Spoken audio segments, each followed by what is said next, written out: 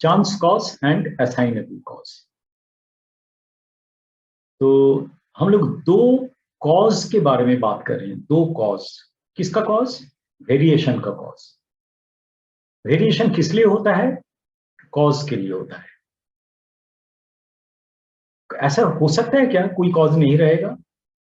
नहीं हो सकता है, कॉज तो रहेगा ही रहेगा। अगर आप ब्लड प्रेशर मेजर करो या तो हार्ट बीट मेजर करो, कुछ भी ले लीजिए आप, सब कुछ थोड़ा सा, अभी जो मेरा ब्रीदिंग हो रहा है, नेक्स्ट ब्रीदिंग, कुछ तो फर्क है। अभी आज जिस टाइम में आपने रिपोर्ट किया ऑफिस में और कल जिस टाइप पे रिपोर्ट करोगे, आप देखोगे थोड़ा वेरिएशन तो होगा ही। अगर मिनट में नहीं होता है तो सेकंड में नहीं होता है तो 100% में होगा, हो गई।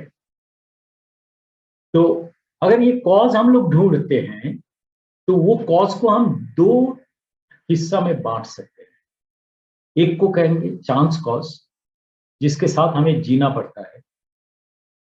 कम कर सकते हैं लेकिन there is a minimum limit for a given technology.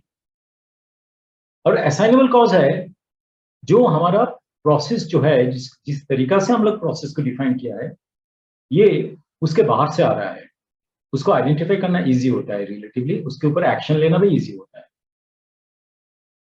मतलब चांस कॉज के लिए जो वेरिएशन होता है डेटा के अंदर, उसको हम नेचुरल वेरिएशन कह सकते हैं। और जो बाहर का हिस्सा है उसको हम आइडेंटिफाई करके अगर एलिमिनेट करते हैं तो हम हमेशा नेचुरल कॉज के दौरान नेचुरल जो वेरिएशन है उसके अंदर ही हम जी सकते हैं। That is the purpose of entire subject of statistical process. I hope you are trying to get it. तो मैं अभी 3 स्टेटमेंट आपको दूंगा जो कि you can say this is the basis of the subject of variation. ये तीनों statement के अंदर कवर हो जाएगा। तो आपको लगेगा कि इधर सितार का पिक्चर क्यों आया है। एक रिलेशनशिप है। Pandit ji cannot play raga Bhairavi with his sitar twice exactly in the same way. It is same like my statement जो मैंने पहले बोला था, there cannot be two identical measurement, two identical happening, two identical event. I mean, दो चीज ये धरती में एक हो ही नहीं सकता है। That is the fundamental of statistics. अगर आप प्रूव कर सकते हो कि नहीं हो सकता है तो ये स्टैटिस्टिक्स सब्जेक्ट जो है ये चला जाएगा, सब कुछ चला जाएगा। तो Pandit ji cannot play raga Bhairavi with his sitar twice exactly the same. Second statement, we do not know which way Pandit ji's next sitar recital on Bhairavi will differ from the last one. ये सबसे इंटरेस्टिंग पॉइंट है। Pandit ji cannot play raga Bhairavi twice the same way, exactly same way. Pandit ji को खुद को भी मालूम नहीं है नेक्स्ट रागा भैरवी उनका अगर डिफरेंट होगा वो कहां पर डिफरेंट होगा, पंडित जी को पता नहीं होगा। क्यों? क्योंकि वो आ रहा है कॉमन कॉज, चांस कॉज से आ रहा है। उसके अंदर बहुत छोटा छोटा डिफरेंट हो सकता है। हो सकता है उनका जो रीड है इधर बाजू में वो रीड थोड़ा सा लूज हो गया। हो सकता है इस टाइम में उन्होंने जैसे स्ट्रिंग को दबाया वो एग्जैक्टली सेम नहीं है। हो सकता है कि उनका अंगली जो है फिंगर्स थोड़ा थक गया है, इसीलिए इस बार थोड़ा प्रेशर थोड़ा सा कम हो गया।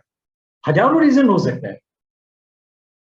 तो कुछ may be contributed by Pandit ji's mood, कुछ may be contributed by his physical condition, कुछ may be contributed because of the condition of the sitar, कुछ may be condition of the ambient factor, कुछ may be contributed because of the microphone audio system. हजारों चीज हो सकता है। Number C सबसे interesting point है, there is something in his Bhairavis however which make them recognizably different from others.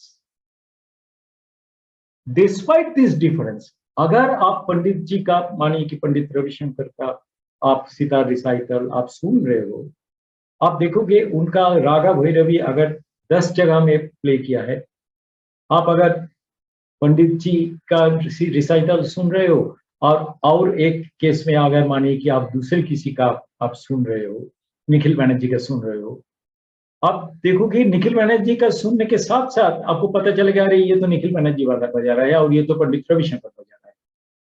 What is this part point? Pandit ji का आपस में जो रिसाइटल है वो आप एक दूसरे से अलग है, और निखिल बनर्जी का जो रिसाइटल है एक दूसरे से अलग है। लेकिन एज ए होल अगर आप सुनो पंडित रविशंकर का और निखिल बनर्जी का, there is something in them, some parameter in them, some statistic in them, which will make them recognizably different from each other. And that actually is the basis of assignable cause. यानी कि अगर आप 10 पंडित रविशंकर का sitar recital Bhairav के अंदर किसी ने डाल दिया निखिल बनर्जी का एक, तो आप अगर सुन रहे हो आपको अचानक पता चलेगा अरे ये कहां से आ गया, ये तो इसके साथ मैच नहीं होता है। Then you'll find that is an assignable cause. This is from Nikhil Banerjee. So can you take it out? Taken out. Now remaining 9 by and large very close to each other, though there is difference, but there is a pattern. Which pattern? Mu sigma. Mu sigma के अंदर यानी x bar standard deviation के अंदर वो play कर रहा है। तो sigma मतलब sample standard deviation, statement number A, और कैसे वेरी करेगा within the variation, common cause we don't know what factor and, but अगर इसमें कोई बाहर का फैक्टर आ जाता है, that assignable factor we should be able to make out. Whatever friends we have just now I have shared with you, that however is the basic thing about the control chart, chance cause and assignable cause. Let me get into a little more in industrial language. मैं क्या किया था, ये जो data आप देख रहे हो, मैं अपना क्लासरूम से एक आदमी को दिलीप करके एक आदमी को मार्कर दिया था और बोला था भाई आप 1 2 3 4 5 6 7 8 बार आर लिखो। आप आर लिखना जानते हो? हाँ जानते हैं। कैपिटल आर लिखिए और ऐसे लिखिए ताकि वो सब सेम हो, जितना नजदीक हो सकता है। Apply your whole mind. इसका मतलब क्या है? उनका नेचुरल कंडीशन को मैं यूज करके बोल रहा, रिक्वेस्ट कर रहा हूं कि आप प्लीज लिखिए। अब देखो कि उनका जो आर है, ये आर, पहला आर से दूसरा आर कुछ अलग लग रहा है ना। तीसरा आर तो काफी अलग लग रहा है मुझे, क्योंकि इसका जो है, इसका जो एंगल है इसके एंगल से काफी डिफरेंट है। आप देखिए इसका जो लेंथ है आर का, ये काफी अलग है। आप देखिए इनका जो डायमीटर है इधर, ये अलग है इधर से। इसका जो बीच वाला जो मतलब जो स्पेस है उसका शेप अलग है, ये थोड़ा ज्यादा नीचे की तरफ एक्सटेंड हुआ है। मतलब ये 2 आर आपको नहीं मिलेगा इधर, जो despite his genuine sincere attempt, ये एक नहीं है। That is the first statement जो बोला है कि Dilip cannot right capital R exactly the same. Second statement, Dilip does not know how his second R will be different. Did he know? No, he did not know. He was trying to write the same way. लेकिन अलग हो गया. He did not know. And that variation is a random variation. We don't know. Random variation. उसके बाद मैंने क्या किया? मैं दिलीप को बोला कि अभी माने कि आपका राइट हैंड को मैं बांध दिया. You can't use your right hand. So you have no other way. You have to use your left hand. तो उन्होंने लेफ्ट हैंड से लिखना शुरू कर दिया। तो आप देख रहे हो कि ये आर से इनका ये आर बिल्कुल अलग हो गए, and that is assignable cause. तो अगर मैं इधर से एक आर को पिकअप करके ये आर के साथ मिला देता, you would have been able to say no, this R is not matching with the rest of the R here. It is recognizably different, and that is called assignable cause. And in this writing, R writing process, this left hand writing R by his left hand can be considered as the assignable cause, जिसको आपको ढूंढना है वो cause को, और eliminate करने के बाद आप वापस आपका जो ओरिजिनल वेरिएशन है ड्यू टू नेचुरल कॉजेस, वो उसमें आप वापस। So this is called chance cause or common cause variation. The variation between this set and this set is called assignable cause variation. Here within this, whatever is happening, this can be called the common cause variation under a given situation. तो our duty is what? अगर ऐसा एक बीच में आ जाता है, if we know the pattern, pattern is what? X bar sigma. वो पैटर्न के अंदर अगर ये आ जाता है, we should be in a position to understand that, identify that and stop the process और rectify the process by identifying that and technically identify ये लेफ्ट हैंड वाला है, एलिमिनेट करो, फिर वापस लाओ राइट हैंड को। So need to measure and reduce the common cause variation, yes no doubt इसको भी वेरिएशन को रिड्यूस करना चाहिए, लेकिन बहुत डिफिकल्ट है। जैसे मैंने बोला कि इसके लिए पूरा ऑप्टिमाइजेशन सेटिंग को चेंज करना पड़ेगा, शायद आपको डिजाइन ऑफ एक्सपेरिमेंट करना पड़ेगा, पूरा जो एसओपी है उसको दोबारा देखना पड़ेगा, पूरा completely man machine material method को रिव्यू करना पड़ेगा, पूरी तरह से टेक्नोलॉजी को रिव्यू करना पड़ेगा, तो शायद आप थोड़ा सा चेंज कर सकते हैं। ओके, और हो सकता है कि आप दिलीप को अगर मैं उन मार्कर जो है उसको थोड़ा बेटर क्वालिटी, टेक्नोलॉजी बेटर है, वो मार्कर का कंडीशन बेटर है, उससे थोड़ा बेहतर हो सकता है। स्प्रेड अगर सेम है मार्क फिल्ट का तो शायद थोड़ा सा बेहतर हो सकता है। मानी कि दिलीप का फिजिकल कंडीशन को मैंने बहुत अच्छी तरह से मॉनिटर करने की कोशिश कर रहा हूँ, तो हो सकता है, लेकिन बहुत डिफिकल्ट है। लेकिन ये जो कॉज है असाइनेबल कॉज, इसको मैं आराम से इमीडिएटली आइडेंटिफाई करके रिमूव करता है। And friends, good news is that the main reason for our big variation are happening because of assignable cause. और कई बार ऐसा भी होता है ये असाइनेबल कॉज हमारा एसओपी के अंदर छुप जाता है, हम लोग उसको आइडेंटिफाई ना करके हम लोग उसको अलाउ करते हैं नॉर्मल प्रोसेस रन के दौरान, और वो हमारा एक्चुअल डायमेंशनल जो मेजरमेंट है उसके अंदर छुप जाता है, हमें पता भी नहीं लगता है, हमें लगता है वो नॉर्मल वेरिएशन है, ट्रांसवर्स वेरिएशन है, असलियत में वो असाइनेबल कॉज वेरिएशन है। तो हमारा काम क्या है? आइडेंटिफाई, अंडरस्टैंड कि आपका नेचुरल वेरिएशन क्या है कॉमन कॉज के दौरान।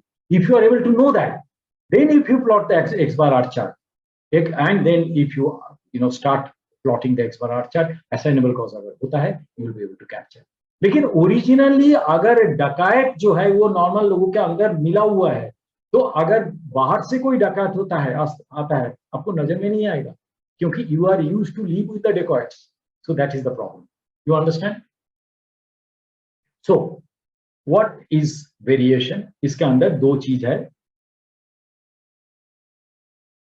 एक है कॉमन कॉज जो एक्सपेक्टेड वेरिएशन है, जिसके साथ हमें जीना पड़ेगा, जीना पड़ता है, और एक है असाइनेबल कॉज जो अनएक्सपेक्टेड वेरिएशन है, जिसके साथ हमें जीने का कोई जरूरत नहीं है। You can identify and eliminate. लेकिन this variation plus this variation is the total cause. तो what is the easiest way out to reduce the variation and to meet the tolerances, as sometimes we have difficulty, identify the assignable cause after identifying the variation due to common cause, इसके बाहर क्या आ रहा है, and identify that assignable cause, eliminate it from the process, make the SOP like that, and your total process variation will come down.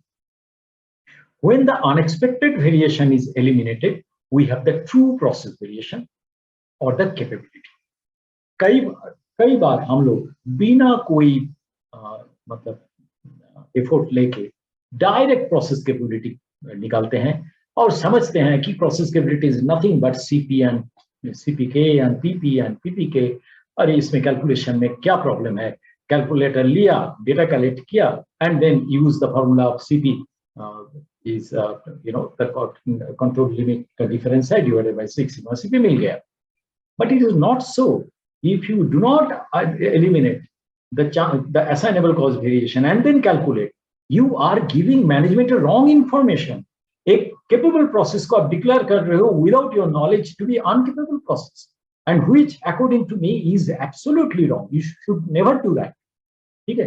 So when the unexpected variation is eliminated, we have the true process variation and capability. तो उसको determine करने के पहले ये conclude करना कि हमारा process capable नहीं है, no, that is not the right way to do it. I hope you are able to understand now what is the background of the time taken in the earlier sessions, what I was trying to say. So क्या हमारा गोल है, मकसद क्या है process का? एक stable system पहुंचना है। एक स्टेबल सिस्टम मतलब जो कॉमन कॉज के अंदर जो काम करता है। When a system operates under the influence of chance causes, उसको हम कहते हैं स्टेबल सिस्टम। ये प्रेडिक्टेबल भी है। A stable pattern emerges कौन सी स्टेबल पैटर्न, जैसे नॉर्मल डिस्ट्रीब्यूशन का पैटर्न में दिखाया है इधर, उस टाइप का स्टेबल पैटर्न। हिस्टोग्राम होगा सिमेट्रिक हिस्टोग्राम, नॉट बाइमोडल, यूनिमोडल होगा। Shape, mean, variability will remain with in reasonable band, जो आपको पता भी है। However, when an assignable cause is present, ये statistical stability gets disturbed. Either mean or variability or shape or all of them gets disturbed. हम जब ये बात कर रहे हैं, क्या कभी भी मैंने स्पेसिफिकेशन लिमिट का नाम लिया है? कभी भी नहीं लिया है, right? I have not brought specification limit at all. मैं जो लिमिट का बारे में बोल रहे हैं, ये कौन सी लिमिट है? ये नेचुरल लिमिट है, स्टैटिस्टिकल लिमिट है। मतलब आपके पास अगर कोई स्पेसिफिकेशन लिमिट नहीं है तो भी आपका प्रोसेस का नेचुरल लिमिट होगा। कोई भी प्रोसेस हो, एक वेटर खाना सर्व कर रहा है, एक कुक फूड बना रहा है, लाइक एक स्प्रिंटर वो दौड़ रहा है, सबका अगर कॉमन कॉज के अंदर डेटा लीजिएगा तो एक दो लिमिट मिलेगा। वो लिमिट है उनका प्रोसेस का नेचुरल लिमिट। आप समझ रहे हो? मतलब स्पेसिफिकेशन लिमिट एकदम बाद में आता है, एकदम बाद में, लास्ट में आता है। ये पूरा सब्जेक्ट जो है जिसमें हम एसपीसी और कैपेबिलिटी स्टडीज वगैरह करते हैं, इधर स्पेक लिमिट का कोई एंट्री नहीं है। पहले सिर्फ study based on common cause, assignable cause, understanding the shape, variability, okay, and the central tendency. उसके बाद ही एकदम लास्ट में आता है, अब देखते हैं हमारा स्पेक लिमिट कहाँ गया, तुम स्पेक लिमिट तुम कहाँ पर फिट करते हो इधर, वो देखते हैं, उसके आधार पे कहते हैं कैपेबल और नॉट कैपेबल। लेकिन वो सब करने के पहले have you determined your natural limit? Natural limit तब तक नहीं आएगा जब तक आप कंट्रोल लिमिट, यानी नेचुरल लिमिट तब तक नहीं आएगा जब तक आपका प्रोसेस स्टेबल सिस्टम नहीं होता है।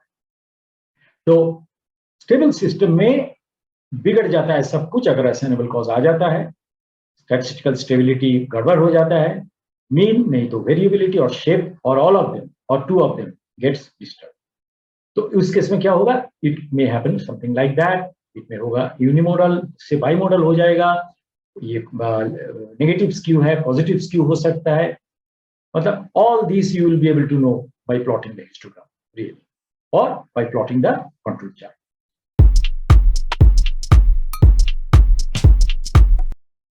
So there are two kinds of variation. Industry में हम लोग जब प्रोसेस को हम लोग बांटते हैं तो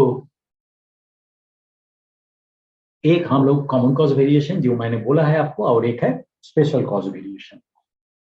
तो कॉमन कॉज वेरिएशन का अंदर ये रैंडम होता है, जो मैंने आपको बोला। पंडित जी भी बजा रहे हैं, लेकिन नेक्स्ट जो है या तो दिलीप आर लिख रहा है, नेक्स्ट जो आर है पता नहीं कैसे अलग होगा, लेकिन अलग होगा, थोड़ा अलग तो होगा। ये रैंडम इन नेचर, इसको ही कहता है रैंडमनेस।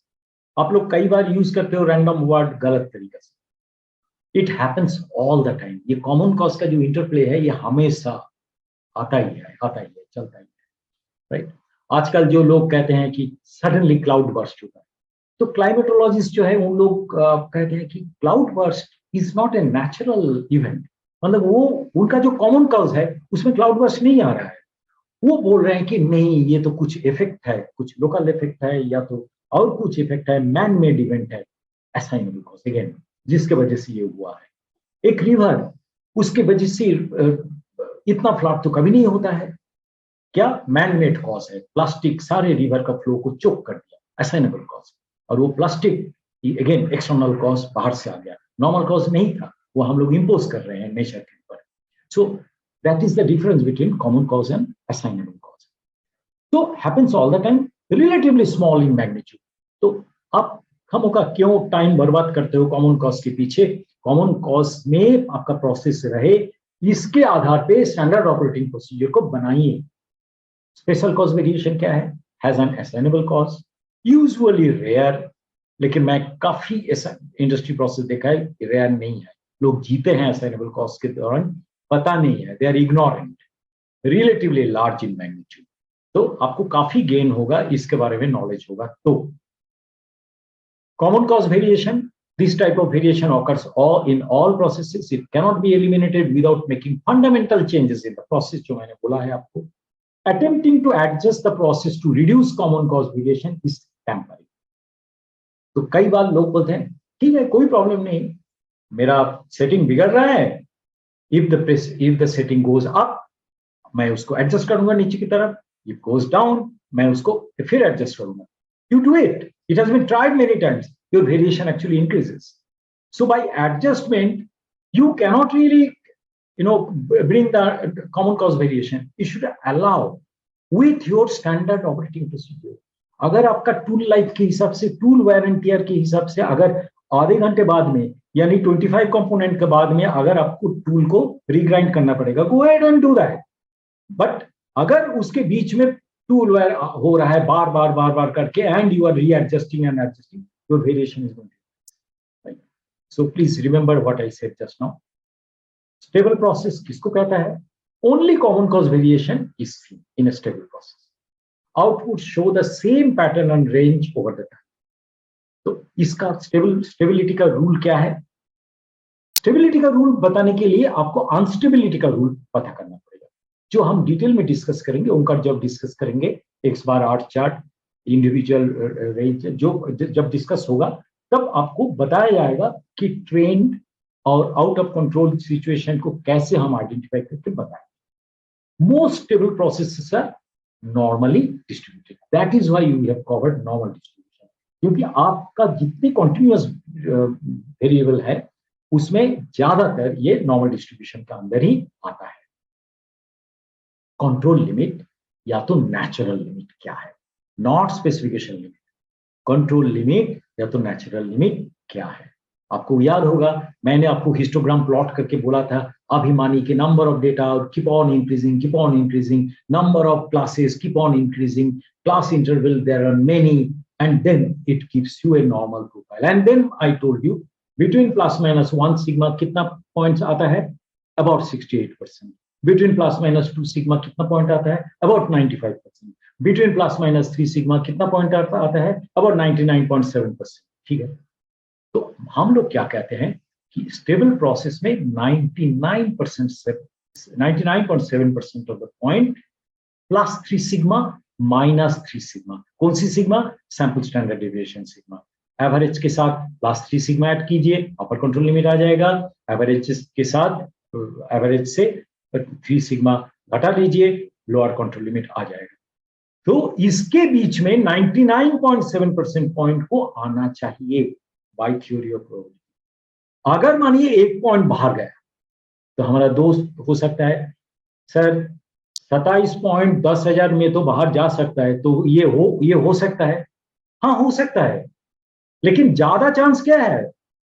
10,000 से 27 अगर मैं ले लेंगे तो करीबन 9,973 point should be falling within the control limits. So the point is coming out. आप क्या कहोगे? आप क्या कहोगे? ये कहोगे कि ये नेचुरली बाहर गया या because of assignable cause? You are getting my point. हम कंक्लूड करते हैं it is happening because of assignable cause. हाँ, इसके पीछे एक प्रोड्यूसर्स रिस्क है जो हम लोग अल्फा कहते हैं, जो मैंने पहले डिस्कस किया कि आप रॉन्ग हो सकते हो, लेकिन ये रॉन्ग होने का चांस बहुत ही कम है, क्योंकि कंट्रोल चार्ट का जो लेवल ऑफ सिग्निफिकेंस है, जो टर्मिनोलॉजी में मैं बात किया था, वो बहुत ही लो है, वो रिस्क बहुत लो है. उसके आधार पे हम बोल रहे हैं कि ना, कंट्रोल लिमिट का अगर बाहर गया, not specification limit, control limit के बाहर, ऊपर का कंट्रोल लिमिट या तो नीचे के कंट्रोल लिमिट के बाहर गया, may be there is an assignable cause. ठीक है. तो that is the funda of control limit based predicting the assignable cause. तो एक सिम्टम क्या है कि पॉइंट बाहर गया. और भी सिम्टम हो सकता है लगातार पॉइंट एवरेज लाइन के नीचे आ रहा है, लगातार पॉइंट एवरेज के ऊपर जा रहा है, उसका भी प्रोबेबिलिटी बहुत ही कम है. ये कैलकुलेट करके दिखा सकते हैं.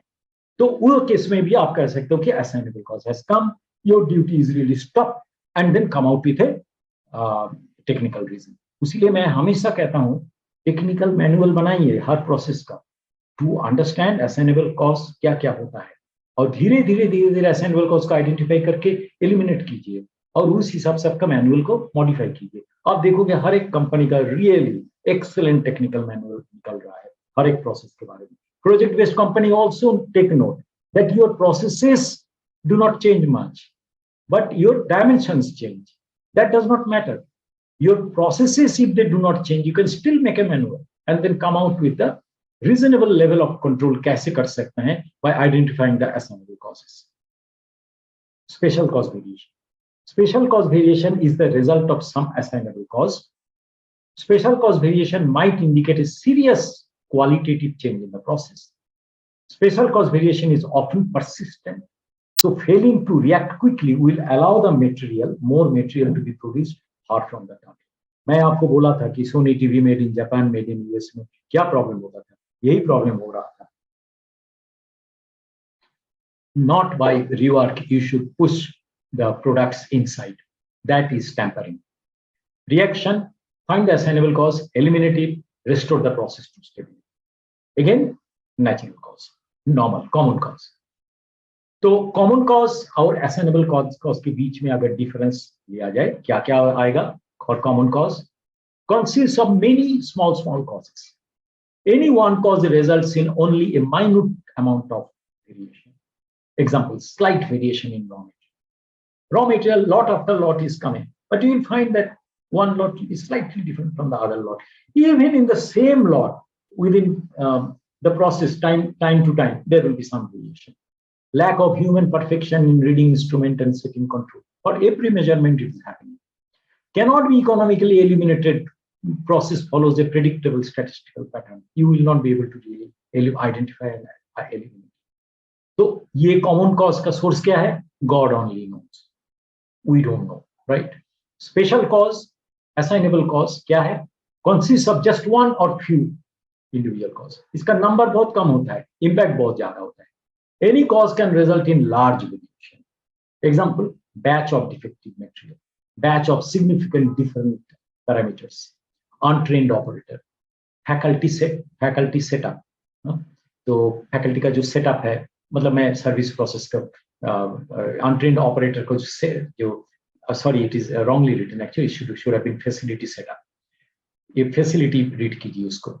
Easy to detect and generally economical to eliminate. No specific pattern. Human also knows. तो हमेशा याद रखिएगा, common cause is GOK, God only knows. Assignable cause is hack, human also knows. Okay. So important points to note. कुछ point हम करते हैं sum up. Customer जो internal और external requirement, वो normally बात करते हैं spec limit का. लेकिन हमारे लिए spec limit बाद में आता है. हम designers जो process design करते हैं, हम लोग designers और customer decide this limit which has no relationship with process. इसको customer के requirement के हिसाब से spec limit को determine किया जाता है.